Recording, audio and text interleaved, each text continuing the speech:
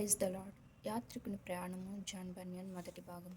అప్పుడు ధర్మకర్తలైన పంచాయతీ మనుషులు ఆ ప్రసంగము విని వెలుపటికి వెళ్ళిరి. వారు అంధారావు, ఉత్తమహీనరావు, క్రోధరావు, కామెచ్చరావు, నిర్లక్ష్య దుర్మార్గరావు, మూర్ఖత స్వామి, అహంభావరావు, వైరస్వామి, అబద్ధరావు, క్రూర స్వభావరావు, తేజో విరోధరావు, అసమాధానరావు అనువారు వారిలో ప్రతివాడును అతనికి విరోధముగా తమ తమ ఉద్దేశములను మొదట తమలో తామే చెప్పుకొనిన తరువాత న్యాయాధిపతి ఎదుట అతడు నేరస్తుడని తమ అంగీకారమును చెప్పుటకు ఏకీభవించిరి. మొదట తమలో తాము చెప్పుకొనిన ఉద్దేశములు ఏవనగా, వారిలో ప్రముఖుడైన అంధారావు, ఈ మనుష్యుడు మతభేదము చేయువాడని నాకు తేటగా కనబడుచున్నదనెను.